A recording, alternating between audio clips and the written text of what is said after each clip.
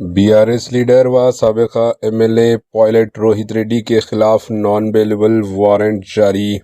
Check bounce case میں شہر کے ایک عدالت نے BRS لیڈر و تانڈور کے سابق MLA پائلٹ روہت ریڈی کو قصوروار قرار دیا۔ روہت ریڈی کی جانب سے 23-34 لاکھ روپے کا چیک جاری کیا گیا تھا، تاہم ان کے بینک اکاؤنٹ میں مطلوب رقم موجود نہ ہونے کے باعث چیک باؤنس ہو گیا۔